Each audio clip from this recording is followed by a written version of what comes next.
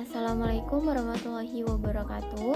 Perkenalkan, nama saya Helen Indrianti, NPM 1914-0016 dari Prodi Sejarah semester 5, dan video ini dibuat untuk memenuhi tugas UAS mata kuliah Sejarah Asia Selatan yang diampu oleh Bapak Ozihendra Tama, SPD, MPD. Dan di sini saya akan menjelaskan mengenai kebangkitan nasionalisme India dan upaya meretas menuju jalan kemerdekaan India. Dan yang pertama saya akan menjelaskan mengenai timbulnya nasionalisme di India. Yang pertama yaitu adanya perbaikan nasib rakyat oleh bangsa Inggris setelah pemberontakan sepoi yang tidak kunjung datang, sehingga rakyat Indialah yang bergerak sendiri. Dan yang kedua yaitu hanya orang-orang Inggrislah yang boleh duduk di pemerintahan, sedangkan rakyat India tidak boleh ikut serta. Yang ketiga yaitu kebudayaan barat yang dipaksakan oleh pemerintahan Inggris sehingga menimbulkan reaksi keras dari rakyat India. Dan yang keempat yaitu munculnya kaum terpelajar. Dan yang kelima yaitu pemberian status dominan Kanada pada tahun 1867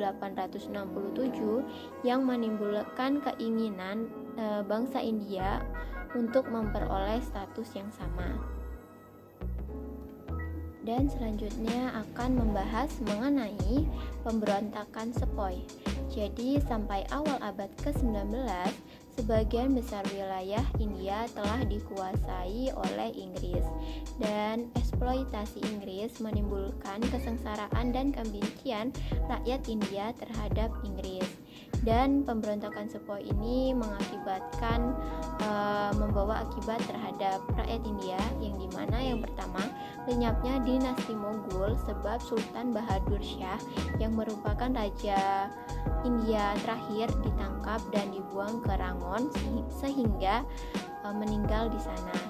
Dan yang kedua yaitu East India Company dibubarkan, dan yang selanjutnya yaitu rakyat India sadar bahwa gerakan militer tersebut telah dilaksanakan secara tergesa-gesa. Dan yang selanjutnya yaitu akan membahas mengenai macam-macam gerakan nasional India, yang dimana yang pertama yaitu ada gerakan Brahma Samaj. Jadi gerakan Brahma Samaj ini bertujuan untuk membersihkan kepercayaan umat Hindu dari hal-hal yang mengotori agama dan memberantas keburukan yang ada di dalam masyarakat umat Hindu. Dan yang kedua yaitu ada gerakan Ramakrishna. Jadi gerakan Ramakrishna ini adalah aliran yang menghendaki kembali kepada ajaran agama Hindu murni. Yang ketiga yaitu ada gerakan Saninekatan, yang dimana gerakan ini bertujuan untuk menanamkan rasa cinta tanah air, cinta bangsa, dan juga cinta kebudayaan India. Dan yang selanjutnya yaitu akan membahas mengenai Kongres pada tahun 1885. Jadi Kongres ini pada dasarnya merupakan majelis rakyat yang dimana duduk para wakil rakyat India ya dari beberapa golongan yang berjuang untuk mendapatkan kemerdekaan India dari belenggu penjajahan Inggris. Dan di dalam Kongres ini terdapat beberapa aliran. Yang pertama yaitu ada aliran moderat, yang dimana aliran moderat ini puas dengan tuntutan Swaraj atau Home Rule. Dan yang kedua yaitu ada aliran ekstrim atau radikal yang menuntut kemerdekaan penuh dengan tokohnya yaitu Tilak dan Jawaharlal Nehru. Yang ketiga yaitu ada Liga Muslim pada tahun 1906. Selanjutnya akan membahas mengenai ajaran Mahatma Gandhi. Jadi Mahatma Gandhi yang ditetapkan sebagai Bapak Kemerdekaan India ini dilahirkan pada tahun 1869 di Gujarat. Dan sebagai tokoh Kongres, beliau menjiwai perjuangan Kongres dengan ajaran-ajarannya. Yang pertama yaitu ada Ashima, yang artinya melawan tanpa kekerasan fisik. Dan yang kedua yaitu ada Hartal, yang artinya pemogokan dan juga tidak melakukan pekerjaan sebagai protes terhadap peraturan yang tidak adil atau tanda berkabung untuk memperingati kejadian yang menyedihkan. Dan yang selanjutnya yaitu ada Satyagraha, yang dimana tetap setia kepada kebenaran dan menolak bekerja sama dengan rakyat Inggris. Yang keempat yaitu ada Swadesi, yang dimana artinya hidup dengan usaha sendiri.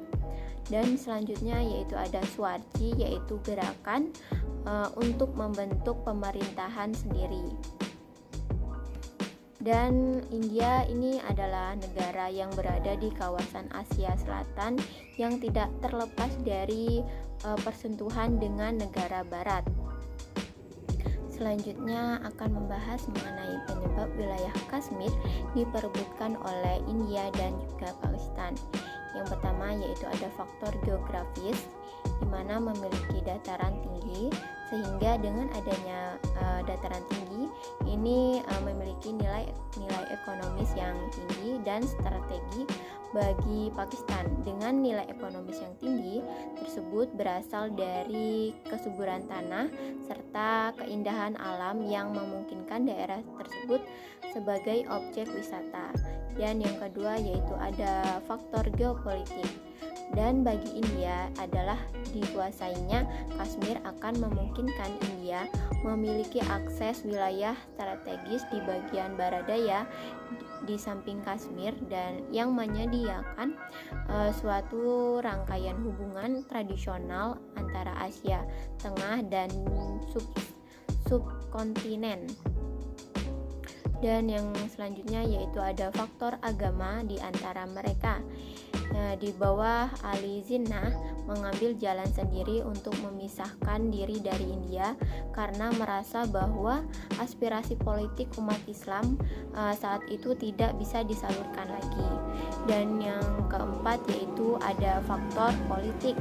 Setelah Pakistan memisahkan diri dari India menjadi Pakistan Timur dan juga Barat, dan pada perjalanan sejarahnya Pakistan Timur tidak tertampung aspirasi politiknya. Yang selanjutnya yaitu ada faktor keamanan, karena merasa adanya ancaman terutama di negara besar seperti India di Asia Selatan, Pakistan ataupun Sri Lanka, merasakan betapa perlunya mempersenjatai diri. Dan baik, itu saja yang bisa saya sampaikan. Bila ada salah kata saya mohon maaf. Wassalamualaikum warahmatullahi wabarakatuh.